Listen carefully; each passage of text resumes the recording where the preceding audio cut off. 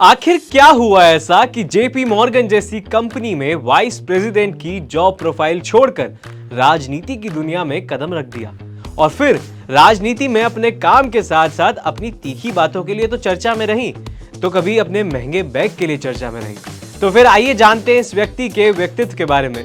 नमस्कार, मेरा नाम है अक्षत और आप देख रहे हैं एबीपी लाइव पॉडकास्ट की खास पेशकश पोर्ट्रेट्स। तो ये व्यक्ति है जो हाल ही में अपने एक कमेंट की वजह से चर्चा में आई है।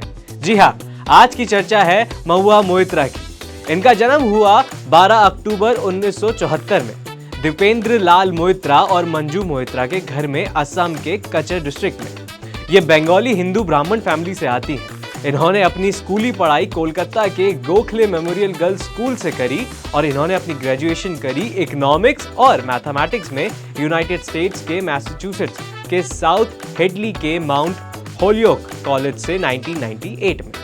फाइनेंशियल स्टैंडर्ड अथॉरिटी द्वारा ये SFA सर्टिफाइड है और यूएसए की फाइनेंशियल इंडस्ट्री रेगुलेटरी अथॉरिटी के द्वारा ये सीरीज 7 और सीरीज 63 में ये प्रोफेशनली क्वालिफाइड है। फिर बाद में मोइत्रा ने जेपी मॉर्गन कंपनी में पहले इन्वेस्टमेंट बैंकर के तौर पर काम किया न्यूयॉर्क में, और फिर बाद में वो लंदन में वाइस प्रेसिडेंट बन गई जेपी मॉर्गन की।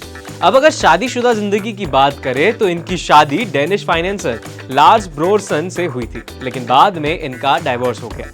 अब वापस इनके करियर की तरफ आते हैं। तो फिर आया एक समय जब उन्हें लगा कि उन्हें कुछ अलग करना है, तो बस फिर क्या, उन्होंने अपनी वाइस प्रेसिडेंट की पोजीशन से इस्तीफा दिया 2009 में और लंदन से इंडिया वापस आ गई। इंडिया आने के बाद मोइत्रा ने इंडियन नेशनल कांग्रेस के यूथ विंग को यानी इंडियन यूथ कांग्रेस को ज्वाइन किया और अपने काम की वजह से ये पार्टी में राहुल गांधी की नजरों में भरोसेमंद लोगों में से एक हो गई, आम आदमी का सिपाही प्रोजेक्ट में। उसके बाद कुछ समय कांग्रेस में बिताने के बाद इन्होंने कांग्रेस का साथ छोड़ा और AITC यानी all India Trinamool Congress join कर ली और 2016 में लेजिस्लेटिव असेंबली इलेक्शन में AITC से ये वेस्ट बंगाल के नाडिया डिस्ट्रिक्ट की करीमपुर कॉन्स्टिट्यूएंसी से इलेक्ट हुई और 17th लोकसभा में इनको मेंबर ऑफ पार्लियामेंट चुना गया बंगाल के कृष्णानगर से। उसके बाद तो मानो ये आगे बढ़ती गई। 13 नवंबर 2021 में इनको TMC पार्टी के गोवा इंचार्ज के तौर पर अपॉइंट किया गया और गोवा में पार्टी इंचार्ज बनाने का एक और कारण था। वो ये था कि 2022 में गोवा असेंबली इलेक्शन में महुआ को पार्टी को इलेक्शन लड़ने के लिए प्रिपेयर करना था और 2024 के लोकसभा इलेक्शन में ये जीती करीब 40,000 वोटों के मार्जिन से और फिर इन्होंने पार्लियामेंट में वापसी करी। अब आप सोच रहे होंगे कि वापसी कैसे, तो ये तो था एक पहलू इनकी जिंदगी का। अब इनके साथ घटी घटनाओं का भी जिक्र होना बाकी है। जी हाँ, राजनीति की दुनिया में इतना साफ और सीधा सफर किसी का नहीं हो सकता। अब इनसे जुड़े सभी मुद्दों के बारे में आपको बताएंगे। तो पहले हम राजनीतिक मुद्दों पर आते हैं। 26 जून 2019 को मोइत्रा ने पॉइंट आउट किया 7 अर्ली साइंस ऑफ फैसिज्म यानी फासीवाद के 7 प्रारंभिक संकेत बताए, जो उन्होंने कहा कि नरेंद्र मोदी की सरकार के तहत भारत में मौजूद है। उन्होंने कहा कि जिस संविधान की रक्षा करने के लिए हर सांसद शपथ लेता है वह खतरे में है। 8 फरवरी 2021 में मोइत्रा के पार्लियामेंट में दी गई एक स्पीच से भी बवाल हो गया था, जिसमें उन्होंने कहा था कि उस समय के चीफ जस्टिस रंजन गोगोई पर आरोप है सेक्सुअल हैरेसमेंट का। उन्होंने अपने ही मामले की अध्यक्षता की, खुद को निर्दोष घोषित किया और फिर सेवानिवृत्ति के 3 महीने के अंदर उच्च सदन के लिए नामांकन स्वीकार कर लिया, जिसमें Z+ सुरक्षा कवर भी शामिल था। इस भाषण से सदन में हंगामा हो गया। सत्ताधारी पार्टी के सदस्यों ने इससे आपत्तिजनक यानी ऑब्जेक्शनल और संसदीय नियमों का उल्लंघन बताया, क्योंकि इसमें उच्च पद पर आसीन यानी हाई अथॉरिटी पर जो व्यक्ति है उसका उल्लेख था। विपक्षी सदस्यों ने भाषण का समर्थन किया क्योंकि वो फैक्ट्स पर आधारित था और यौन उत्पीड़न के आरोप की कार्यवाही सार्वजनिक रिकॉर्ड में भी थी। बीजेपी नेता निशिकांत दुबे और PP चौधरी ने उनके खिलाफ विशेषाधिकार नोटिस दायर किया और अध्यक्ष ओम बिरला ने उनके बयान को हटवा दिया। महुआ मोइत्रा गौतम अडानी और उनके नरेंद्र मोदी की सरकार से कनेक्शन के बारे में भी काफी वोकल रही। राहुल गांधी और जयराम रमेश के साथ ये भी एक थी जिन्होंने इन्वेस्टिगेशन के लिए दबाव डाला था।